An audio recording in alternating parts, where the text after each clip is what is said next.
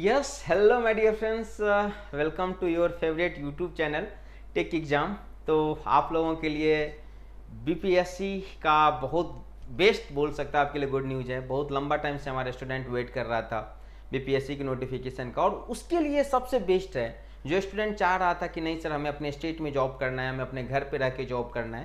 तो ये आपके लिए बहुत ही गोल्डन अपॉर्चुनिटी है। यहाँ पे मैं ये बात करने वाला हूँ दोस्त कि क्या क्राइटेरिया एलिजिबिलिटी का, क्या एग्ज़ाम का पैटर्न होने वाला है, बस सिलेबस क्या है, और एग्ज़ाम का डेट आपका कब से बढ़ने वाला, कब से आप एग्ज़ाम का फॉर्म भर सकते हो। और इसमें ना जब आप कास्ट सर्टिफिकेट की बात करो या जो डिफरेंट डिफरेंट सर्टिफिकेट है, ये किस फॉर्मेट में होना चाहिए, ये सारी बात मैं डिस्कस करूँगा। तो चलो स्टार्ट करते हैं दोस्त। आपका टाइम बहुत ही प्रीसियस है अब, है ना। स्टार्ट कर दो अब अपना preparation. So my dear friends, हम लोग जो बात करते हैं यहाँ पे, ठीक है, कि यहाँ पे हमारा एलिजिबिलिटी की बात करते हैं। तो आपको पता है 2025 का जो नोटिफिकेशन है, यहाँ पे सिविल के लिए 984 पोस्ट, मैकेनिकल के लिए 36 पोस्ट और इलेक्ट्रिकल के 4, टोटल जोड़ोगे तो 1024 सीट्स है, 1024 सीट है। ये सिविल में अच्छा खासा नंबर ऑफ वैकेंसी है माय डियर फ्रेंड्स। मैकेनिकल भी ठीक है, कोई नो इशू। इलेक्ट्रिकल में हमारे पास 4 पोस्ट है, थोड़ा कम है। हाँ, डिसअपॉइंटमेंट तो जरूर हुआ इलेक्ट्रिकल वालों का, बट ठीक है, अब क्या ही कर सकते हैं आप।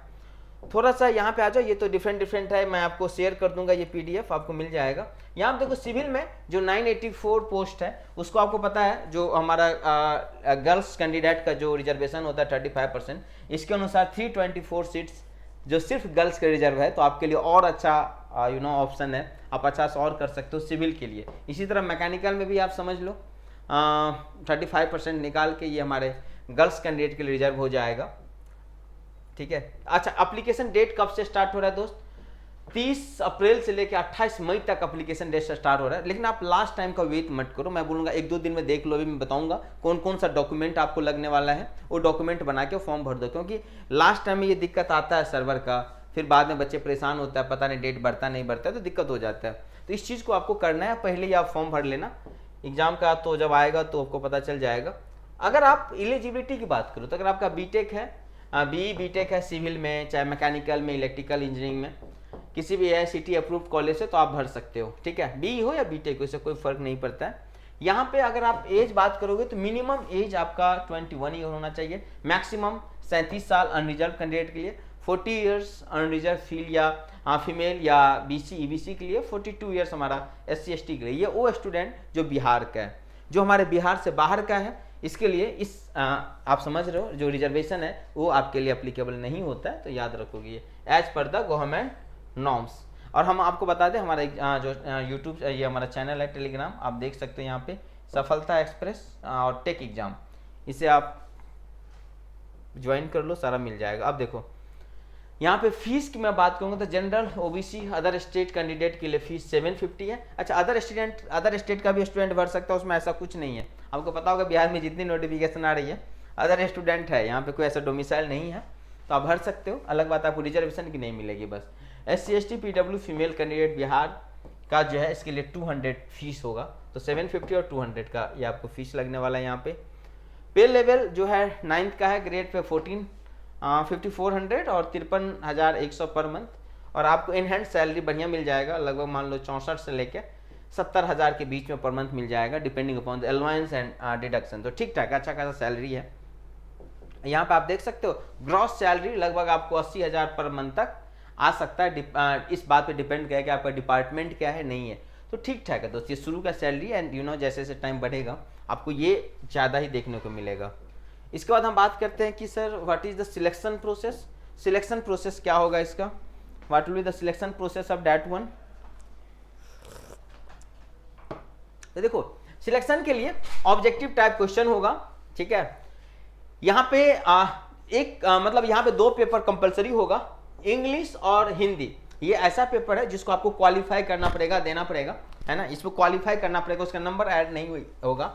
इसके बाद हम जो बात करेंगे यहाँ पे general study, general engineering science and optional paper की हम बात करेंगे based on the engineering discipline. Each paper जो होगा इसका 1 आवर का होगा। टोटल मार्क्स यहाँ पे जो होगा 600 होगा, 600 होगा।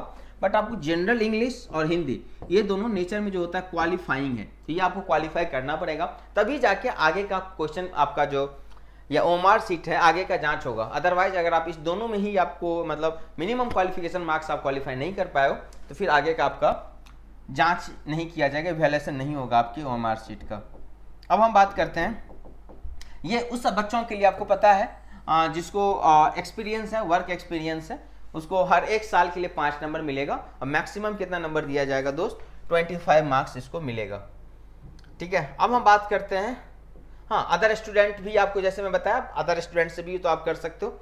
रिजर्वेशन में यहाँ पे देखो, जैसे जो भी रिजर्वेशन हो, जैसे किसी को ओबीसी है तो ओबीसी का एक आपके पास सर्टिफिकेट होना चाहिए। अगर आप ओबीसी जो लाभ लेना चाहते हो तो एक होता है NCL, non creamy layer certificate, तो ये अलग अलग लेवल बनता है, ब्लॉक पे बनता है ना, फिर अनुमंडल, फिर आपका डिस्ट्रिक्ट होता है। तो याद रखना मेरे दोस्त, यहाँ पे ना ब्लॉक अंचल स्तर का जो आपका लगेगा, जो भी डोमिसाइल है या जो बात करते हो आप एनसीएल की बात करो, ये अंचल स्तर का होगा, तो देख लेना, ध्यान रखना अंचल स्तर का डालना है आपको। नोटिफिकेशन में ना यहाँ पे डलवा देता हूँ, नोटिफिकेशन में आप ये चीज़ पढ़ लेना, मैं अंडरलाइन करा दिया हूँ इस चीज़ को।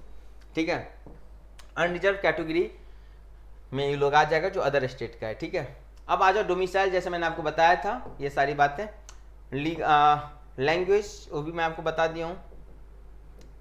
आ जाओ यहाँ पे देखो, जैसे कि मैं आपको बता रहा था, समान अंग्रेजी जो कि ऑब्जेक्टिव होगा 1 आवर का होगा, 100 मार्क्स, ये दोनों क्वालिफाइंग है नेचर में।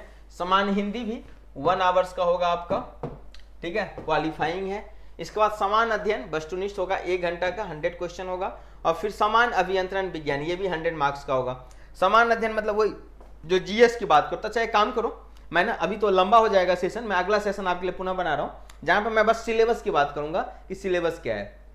अगला सेशन आप इसलिए चैनल को सब्सक्राइब कर लो, अगला सेशन हम बात कर लेंगे आपका सिलेबस क्या है। आपको पता है जो एग्जाम हुआ था उसका क्या पैटर्न था, ये भी मैं आपके साथ शेयर करने वाला हूँ।